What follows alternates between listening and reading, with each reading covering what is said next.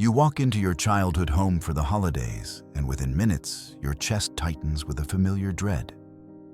The same heaviness you felt growing up settles into your bones, even though everyone is smiling, and the conversation seems pleasant. Your mother's forced cheerfulness masks decades of unspoken disappointment. Your father's silence carries the weight of dreams he abandoned long ago. Your siblings move through carefully choreographed roles, each playing their part in a family drama that no one acknowledges, and you feel it all. This isn't just emotional sensitivity. This isn't simply being affected by others' moods.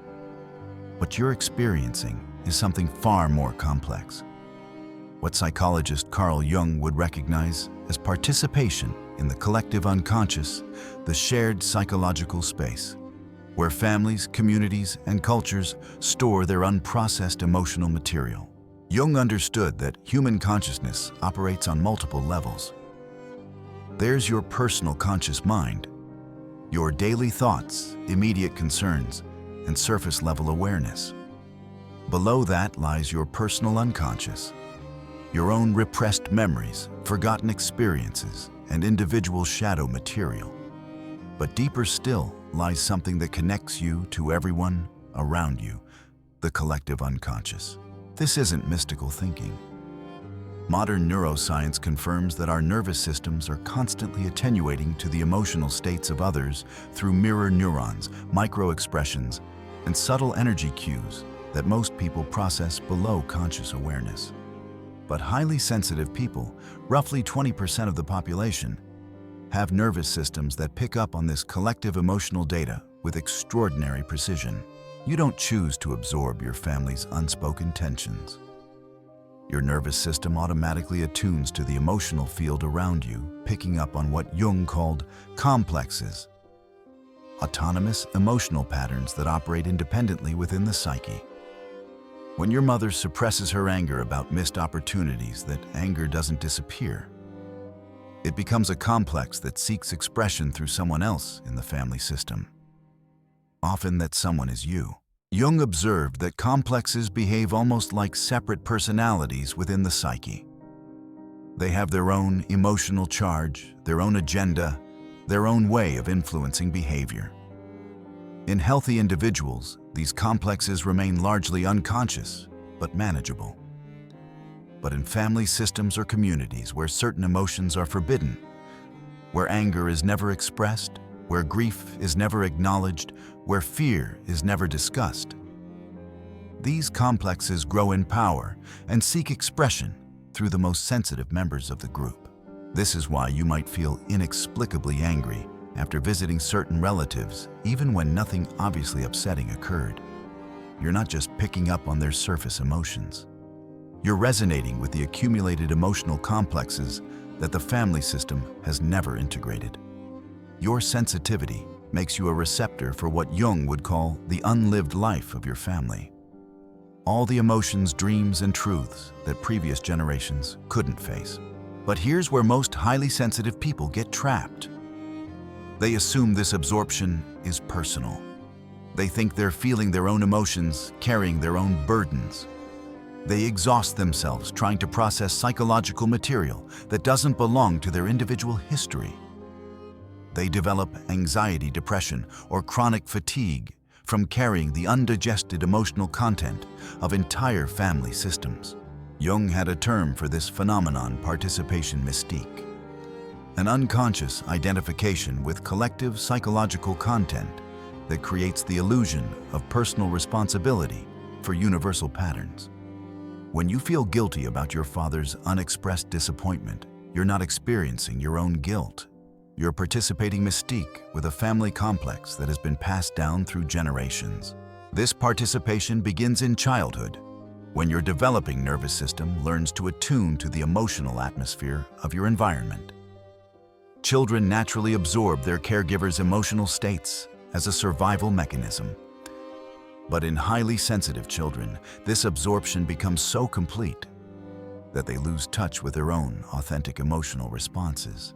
You learn to feel anxious when your mother felt threatened, even when you were perfectly safe.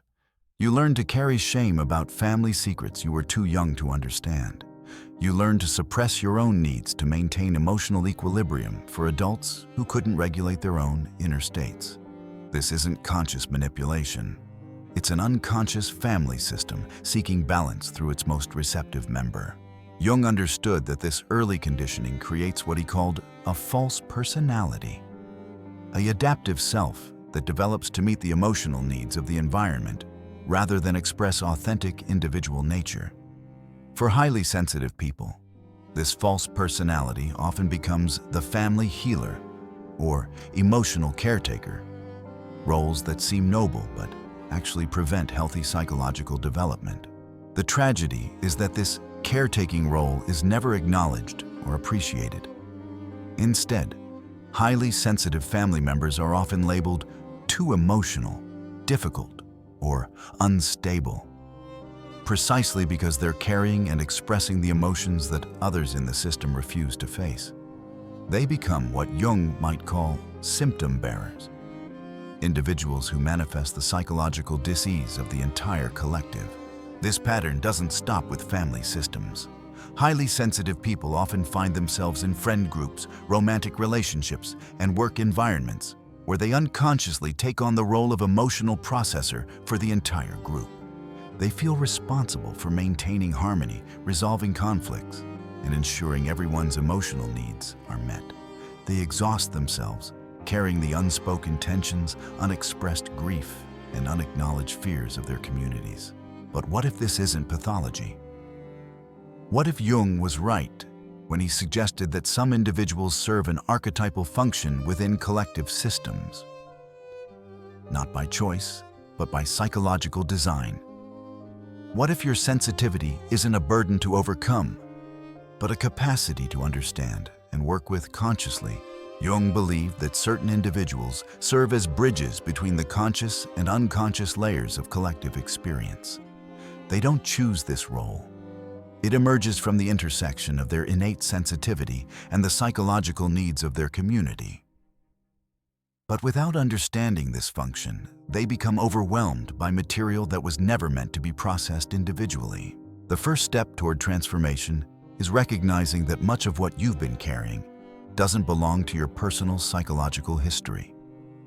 That anxiety might be your grandmother's unprocessed trauma from the war. That depression might be your family's collective grief about opportunities lost. That persistent sense of not being good enough might be generations of shame about social status or family secrets. This recognition doesn't minimize your experience. It contextualizes it. Instead of asking, "What's wrong with me?" you begin asking, "What am I carrying that belongs to someone else?"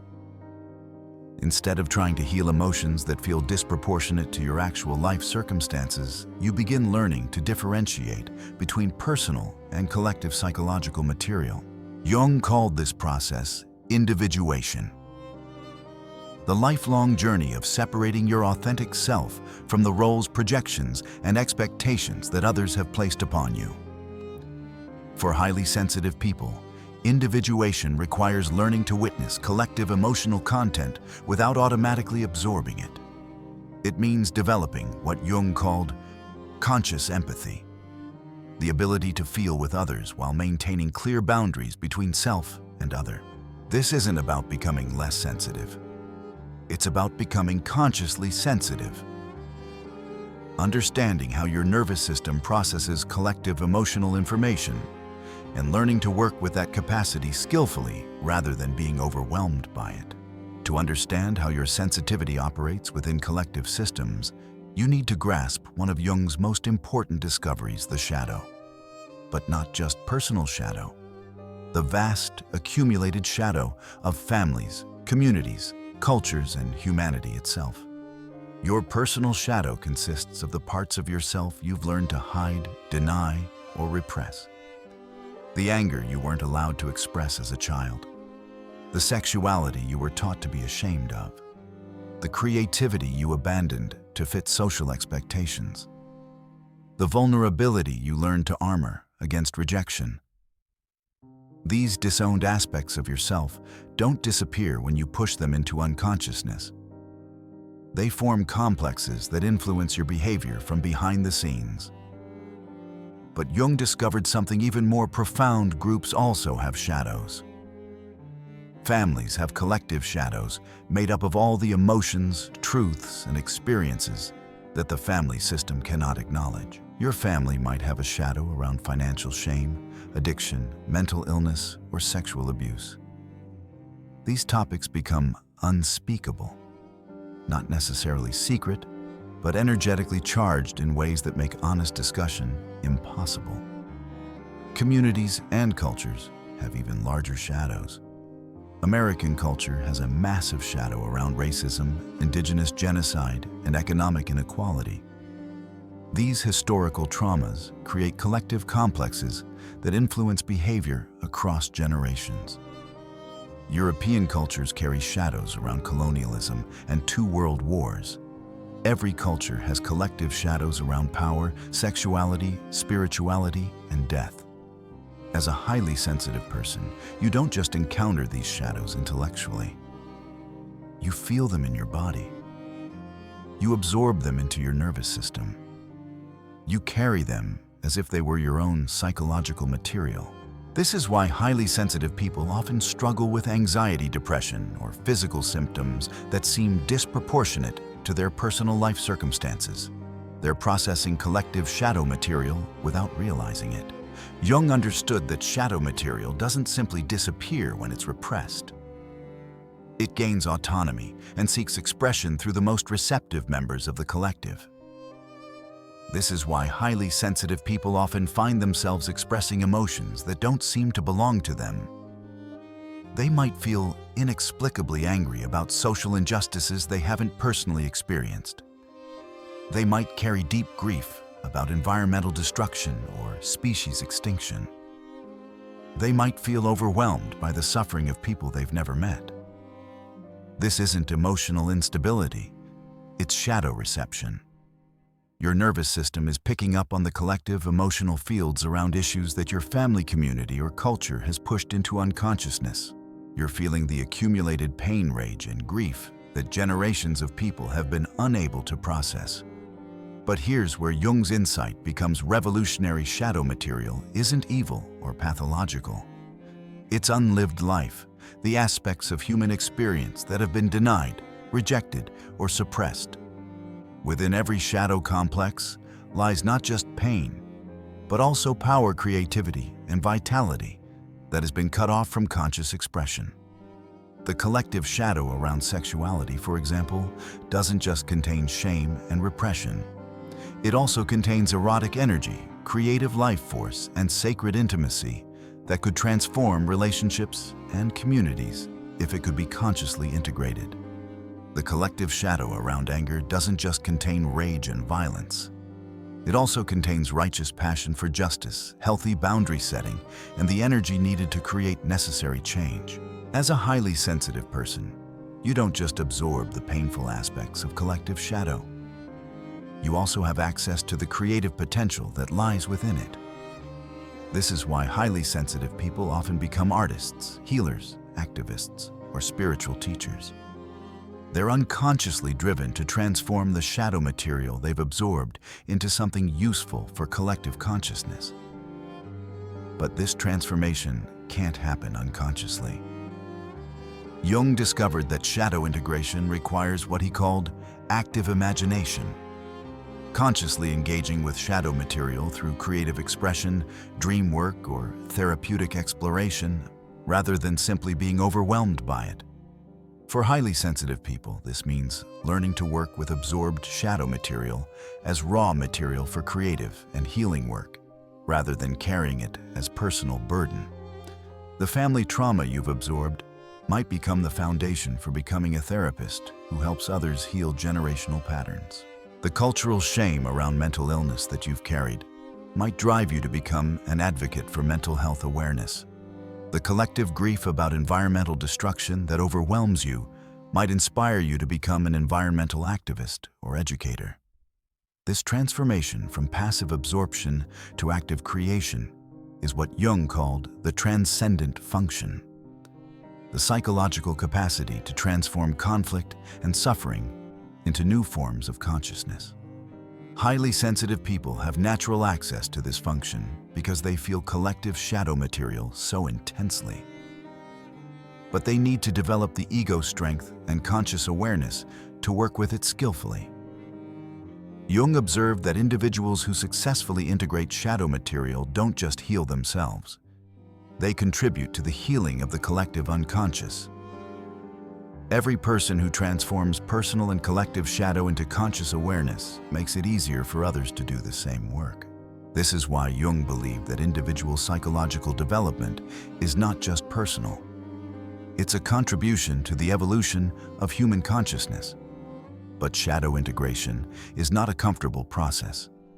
Jung famously wrote, "One does not become enlightened by imagining figures of light, but by making the darkness conscious." For highly sensitive people, this means facing not just their own darkness, but the accumulated darkness of their families, communities, and cultures. This can feel overwhelming without proper support and understanding. Many highly sensitive people experience what Jung called the dark night of the soul, periods of intense psychological crisis when shadow material becomes too powerful to ignore. These crises often feel like mental illness, but Jung understood them as initiatory experiences that force individuals to develop new levels of consciousness. The key is learning to approach shadow material with what Jung called conscious suffering, facing darkness with awareness and intention rather than being unconsciously consumed by it. This requires developing a strong enough ego to hold difficult emotions without being destroyed by them, while also remaining open to the transformative potential within the shadow. For highly sensitive people, conscious suffering means learning to feel collective pain without taking personal responsibility for fixing it. It means allowing yourself to be moved by injustice, trauma, and suffering, while maintaining enough psychological stability to transform that emotion into useful action. It means becoming a vessel for shadow transformation rather than a victim of shadow absorption. Jung believed that the modern world is experiencing an eruption of collective shadow material that can no longer be contained by traditional religious and cultural structures. We're seeing this eruption in political polarization, environmental crisis, social unrest, and the mental health epidemic. The old methods of keeping shadow material unconscious are no longer working. This is where highly sensitive people play a crucial role.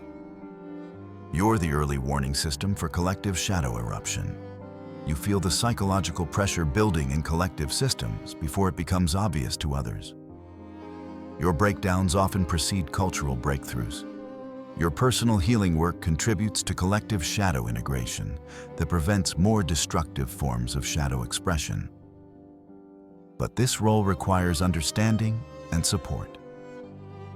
Highly sensitive people need to know that their psychological struggles often reflect collective shadow dynamics rather than personal pathology. They need tools for working with absorbed shadow material consciously. They need communities that understand and value their function rather than pathologizing their sensitivity. The transformation from unconscious shadow absorption to conscious shadow work is perhaps the most crucial developmental task for highly sensitive people. Jung called this process individuation, the lifelong journey of differentiating your authentic self from the collective psychological material you've been carrying. But individuation for highly sensitive people is complicated by their natural porosity to collective emotional fields. Traditional approaches to psychological development often focus on strengthening ego boundaries and developing personal autonomy. While these skills are important, highly sensitive people also need to learn how to maintain conscious connection to collective psychological dynamics without being overwhelmed by them. Jung understood that complete psychological isolation is neither possible nor desirable.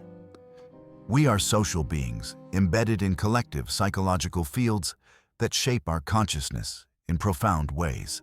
The goal isn't to disconnect from these fields, but to engage with them consciously, rather than being unconsciously invaded by them. This begins with developing what Jung called conscious empathy, the ability to feel with others while maintaining awareness of your own separate psychological boundaries. Most highly sensitive people operate in a state of unconscious empathy, automatically absorbing others' emotional states without realizing it's happening.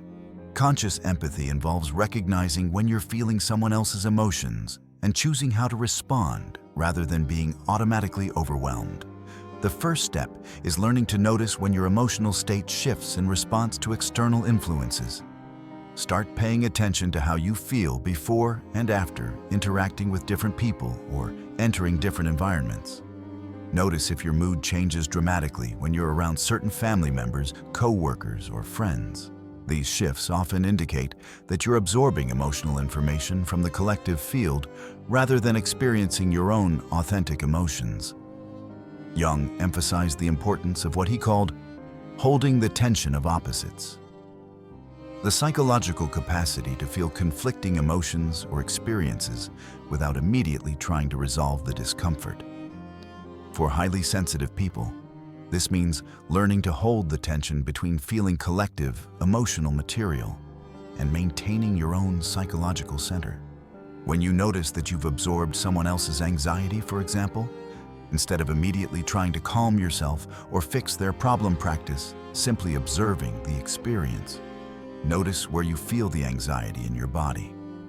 Notice any thoughts or impulses that arise. Notice how the anxiety feels different from your own authentic emotional responses.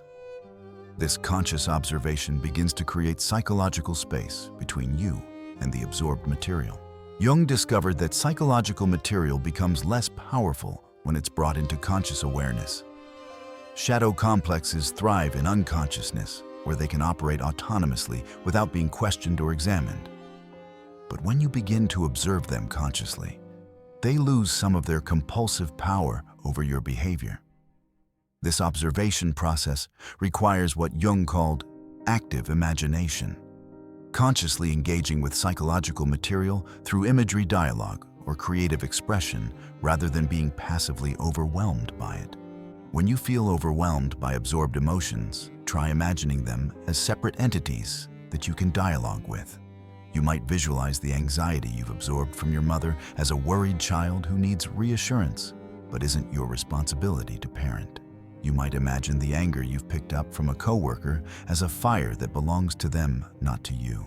You might see the depression you've absorbed from your family system as a heavy coat that you can consciously choose to remove and return to its rightful owner. This isn't just psychological visualization. It's a real process of differentiation that helps your nervous system recognize what belongs to you and what you've absorbed from others. Jung observed that the psyche responds to symbolic and imaginal work as powerfully as it responds to literal experience. As you develop skill in conscious observation and active imagination, you can begin to work with absorbed shadow material more creatively.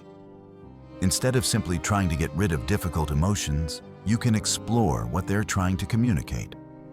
Shadow material often contains important information about collective dynamics that need attention. The anxiety you absorb from your workplace might be revealing systemic problems that need to be addressed. The grief you feel about environmental destruction might be pointing toward necessary action you need to take. The anger you pick up from social injustice might be calling you toward advocacy or activism. The shame you've inherited from family systems might be highlighting patterns that need to be healed across generations. Jung believed that individuals who learn to work consciously with shadow material become agents of collective healing. They don't just process shadow material for themselves. They transform it in ways that benefit the entire collective system. This transformation happens through what Jung called the transcendent function, the psychological capacity to create something new from the tension between opposing forces. For highly sensitive people, the transcendent function involves taking the raw material of absorbed shadow and transforming it into creative expression, healing work, or conscious action. The family trauma you've carried might become wisdom that helps others heal generational patterns. The cultural shame you've absorbed might become compassion that helps reduce stigma around mental health or addiction. The collective grief you feel might become art that helps others process their own environmental anxiety. But this transformation requires developing what Jung called ego strength, the psychological capacity to hold difficult experiences without being destroyed by them. Highly sensitive people often have underdeveloped egos because they learned early to prioritize others' needs over their own psychological development.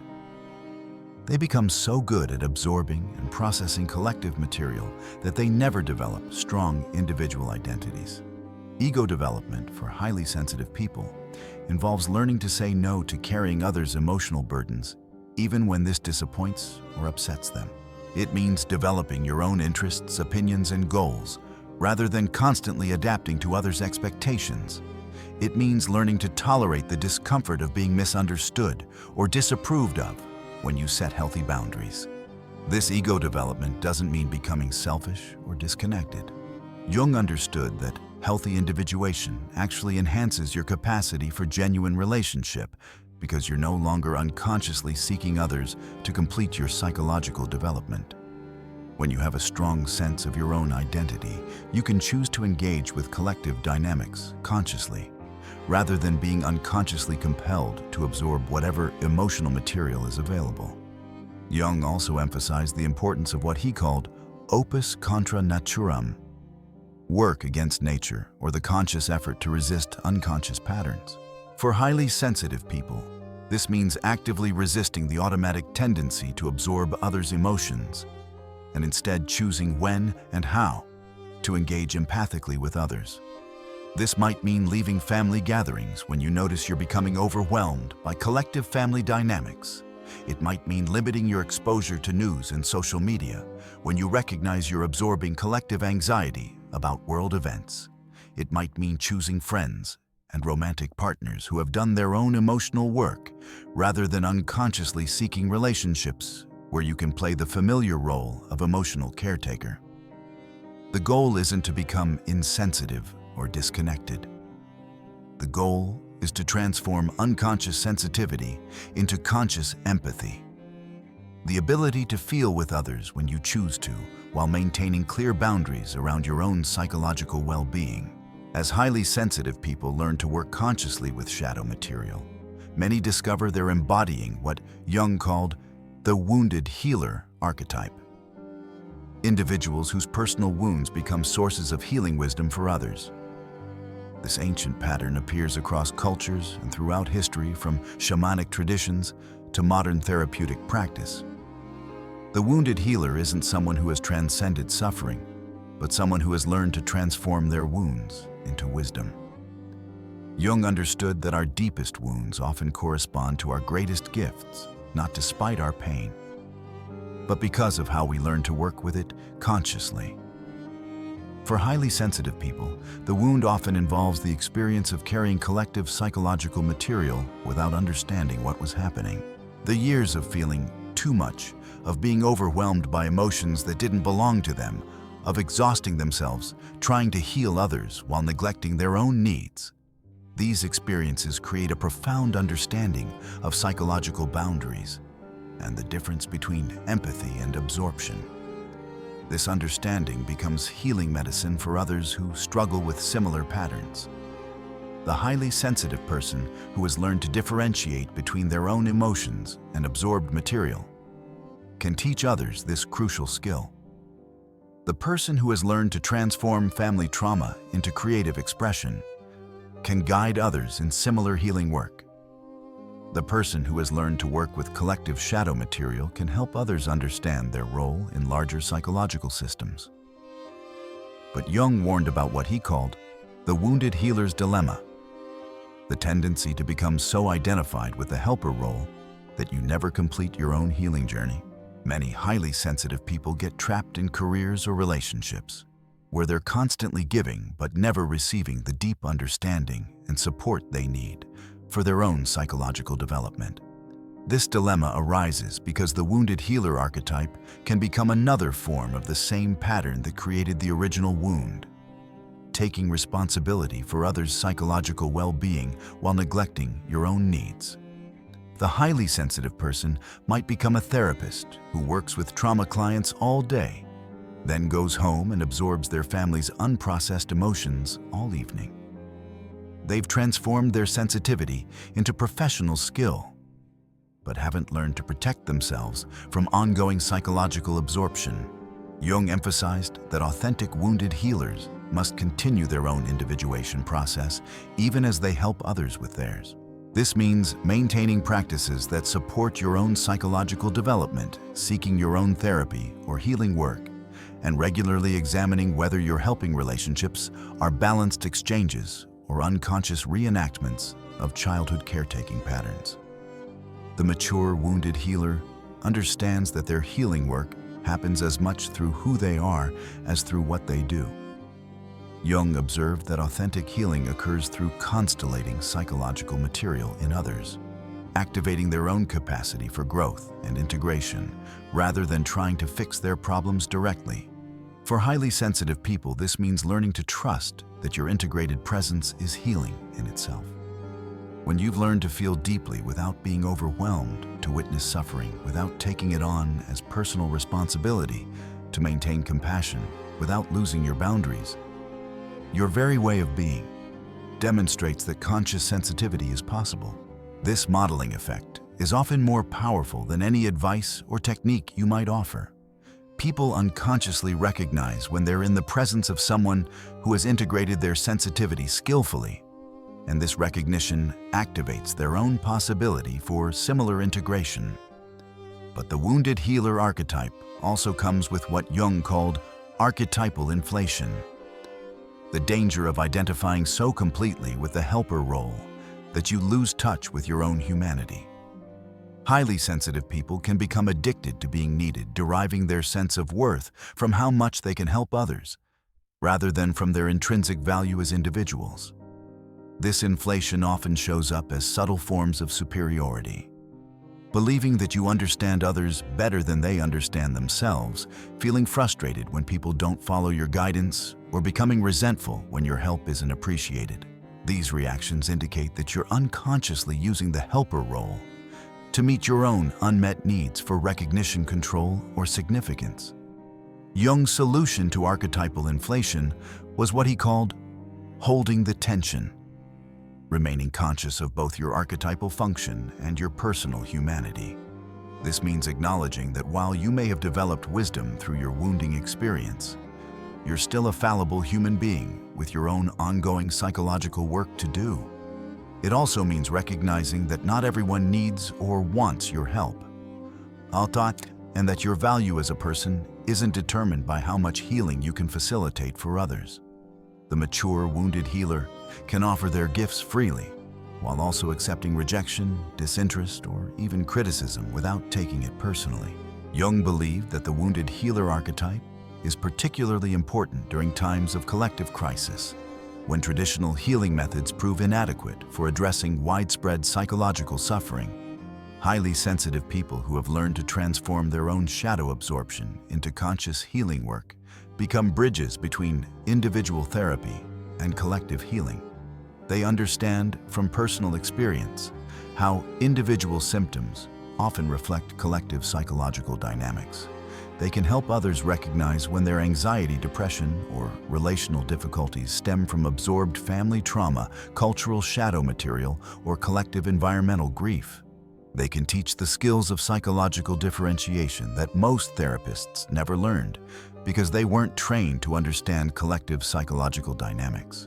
But this broader healing work requires what Jung called cultural consciousness, understanding how personal psychological patterns connect to larger social, political, and spiritual issues. The wounded healer must become capable of seeing individual suffering within the context of collective shadow dynamics, without losing compassion for the individual's experience. This might mean helping clients understand how their family's addiction patterns connect to larger cultural issues around trauma, spirituality, and social support systems. It might mean recognizing how individual anxiety disorders often reflect collective uncertainty about environmental and economic sustainability. It might mean seeing how personal relationship difficulties connect to cultural shadows around gender, sexuality, and power dynamics. Jung envisioned a transformation of consciousness, where more individuals would develop the capacity to work with both personal and collective psychological material consciously.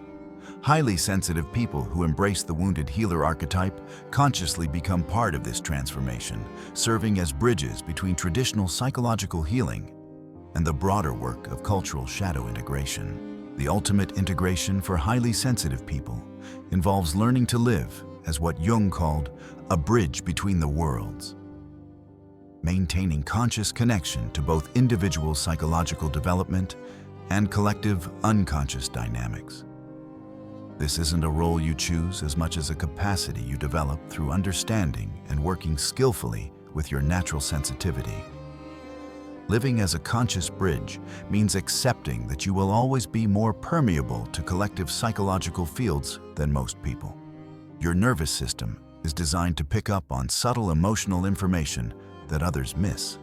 Your dreams often contain material that extends beyond your personal unconscious into collective themes and symbols. Your intuitive responses frequently provide information about situations and relationships that logic alone cannot explain. Instead of seeing this permeability as a burden or pathology, you learn to work with it as a form of collective intelligence. You become skilled at sensing when family systems are under stress, when work environments are becoming toxic, when communities are processing grief or anger, when cultural tensions are building toward crisis points. This sensitivity makes you valuable as a friend, colleague, family member, and community participant. Not because you fix these situations, but because you can feel and reflect what's happening before it becomes obvious to others. But living as a conscious bridge also requires exceptional skill in psychological boundary management. You must learn to feel collective material without automatically absorbing it into your own psychological system. This means developing what Jung called differentiated consciousness, the capacity to maintain clear awareness of what belongs to your individual experience and what you're picking up from the collective field around you. This differentiation happens through consistent practice of conscious observation. Throughout each day, you check in with your own emotional and physical state. You notice when your mood shifts in response to interactions with others or exposure to different environments.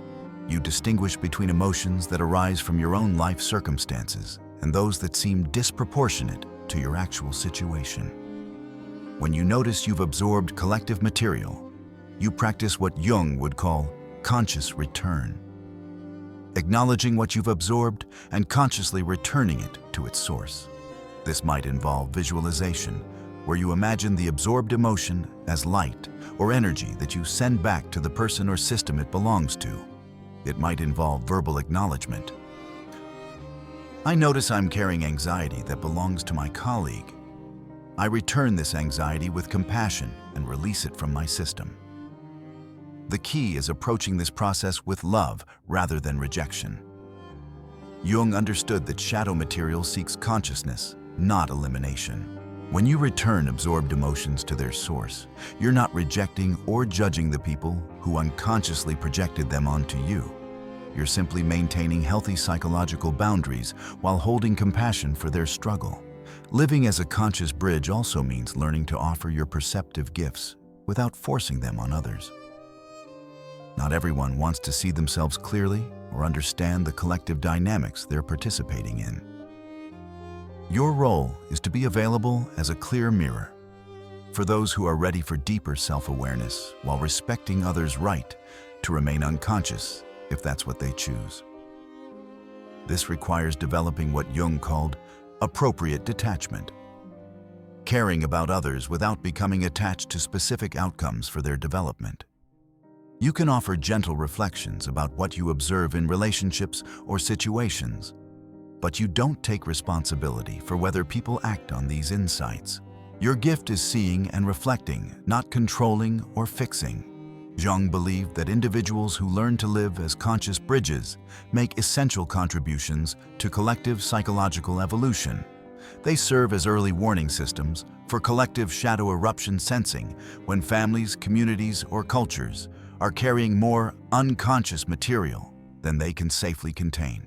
They also serve as models for conscious shadow integration, demonstrating that it's possible to feel deeply and live fully without being overwhelmed by collective psychological dynamics.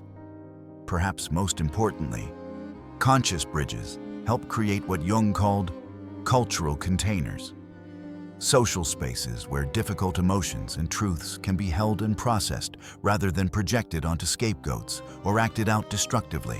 When highly sensitive people learn to witness collective shadow material without becoming overwhelmed by it, they create permission for others to acknowledge and work with their own psychological darkness. Your sensitivity was never meant to be eliminated or transcended. It was meant to be developed into conscious skill that serves both your individual development and collective healing. When you learn to feel without absorbing to witness, without caring to reflect, without fixing, you become a gift to everyone whose life you touch. The world needs your tears, your tenderness, your capacity to feel what others cannot or will not feel. But it needs these gifts offered consciously with clear boundaries and mature wisdom. Your greatest sensitivity, integrated with understanding and skill, becomes your greatest strength and your deepest contribution to human consciousness. This is not comfortable work. Jung warned that individuation, the process of becoming who you truly are, requires what he called conscious suffering. For highly sensitive people, this means feeling collective pain without numbing yourself to it, while also not taking personal responsibility for healing it.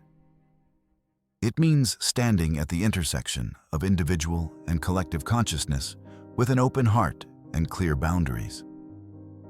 But this conscious suffering is also conscious creation. Every time you transform absorbed shadow material into wisdom art, healing work, or compassionate action, you contribute to the evolution of human consciousness.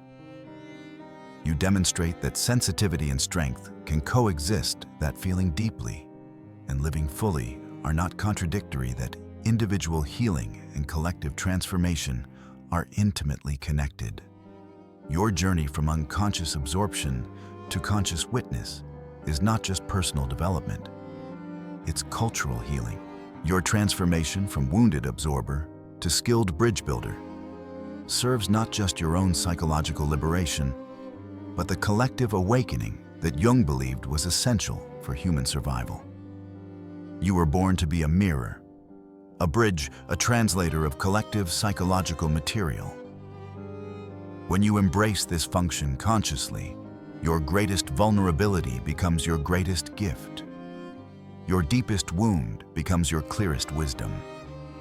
Your most painful sensitivity becomes your most powerful contribution to healing in a world that desperately needs conscious witness to its own psychological truth. But understanding these concepts intellectually is only the beginning. Real transformation requires integrating these insights into daily practice, developing concrete skills for living as a conscious bridge between individual and collective psychological reality. Start each day with what Jung would recognize as a form of active imagination, consciously connecting with your own authentic emotional state before engaging with others.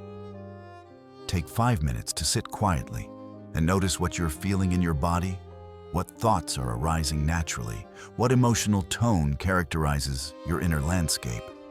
This baseline awareness becomes your reference point for recognizing when you've absorbed material from others throughout the day. As you move through interactions with family, friends, colleagues, or even strangers in public spaces, practice what I call empathic differentiation. When you notice a shift in your emotional state during or after social contact, pause and ask, is this mine, or am I feeling something that belongs to someone else? Notice if the emotion matches your actual life circumstances, or if it seems disproportionate or disconnected from your personal experience. Jung emphasized that psychological material becomes less autonomous when it's brought into conscious awareness through language. When you recognize that you've absorbed someone else's anxiety, anger, or sadness, name it explicitly. I notice I'm feeling John's frustration about his work situation. Or, I'm carrying the worry that my mother feels about my sister. This naming creates psychological distance between you and the absorbed material. Practice what Jung called holding the tension, allowing difficult emotions to exist without immediately trying to resolve, fix, or eliminate them. When you feel collective grief about environmental destruction, don't rush to action or despair. Sit with the grief, consciously allowing it to inform you without overwhelming you. When you absorb family anxiety about financial security, resist the urge to either take responsibility for fixing the problem or numbing yourself to the discomfort. Develop rituals for what I call conscious return, deliberately releasing absorbed emotional material back to its source. This might involve visualization exercises, where you imagine the absorbed emotion as light energy or symbolic objects that you consciously return to their rightful owner. You might create physical rituals, washing your hands while mentally releasing others' emotions, or taking walks in nature while consciously letting go of psychological material that doesn't belong to you. Jung understood that creative expression serves a crucial function in psychological development. It transforms raw, unconscious material into conscious form. As a highly sensitive person, your absorbed experiences of collective shadow material can become the foundation for artistic work, writing, music, or other creative expressions that help both you and others process difficult psychological content. The family trauma you've absorbed might inspire poetry that helps others recognize their own generational patterns. The cultural shame around mental illness that you've carried might drive you to create art that reduces stigma and increases compassion. The collective anxiety about social change that overwhelms you might become music that helps others feel less alone in their concerns. But creative transformation requires what Jung called ego strength, the psychological stability to work with difficult material without being consumed by it. This means maintaining practices that support your individual psychological health, even as you engage with collective material. Regular therapy, supportive friendships, physical exercise, time in nature, spiritual practices, whatever helps you maintain connection to your own center while working with collective psychological dynamics. Jung also emphasized the importance of what he called opus contra naturam, work against nature, or the conscious effort to resist unconscious patterns. For highly sensitive people, this means actively choosing when and how to engage empathically, rather than automatically absorbing whatever emotional material is available. Practice saying no to carrying others' emotional burdens, even when this disappoints people who have come to depend on your sensitivity. Leave social situations when you notice you're becoming overwhelmed by collective dynamics. Limit your exposure to news and social media when you recognize you're absorbing collective anxiety about world events beyond your control. Learn to distinguish between conscious empathy, choosing to feel with someone while maintaining your own boundaries, and unconscious absorption, automatically taking on others' emotions as if they were your own. Conscious empathy allows you to respond helpfully to others' needs while protecting your own psychological well-being. Unconscious absorption leaves you depleted and confused about your own authentic emotional experience. Your sensitivity is not a burden to overcome or a gift to sacrifice for others' comfort. It's a sophisticated psychological capacity that, when developed consciously, becomes a contribution to both individual healing and collective transformation. The world needs people who can feel deeply and respond wisely, who can witness collective shadow material without being overwhelmed by it, who can serve as bridges between conscious and unconscious psychological reality. But the world needs these gifts offered skillfully with clear boundaries and mature wisdom. Your journey toward conscious sensitivity serves not just your own liberation, but the collective awakening that Jung believed was essential for navigating the psychological challenges of our interconnected, rapidly changing world. If you found these insights valuable, consider exploring the deeper dimensions of psychological sensitivity and the crucial role that conscious empathy plays in both personal healing and cultural transformation. Your journey toward conscious sensitivity is not just individual growth. It's essential work for collective healing in our interconnected world.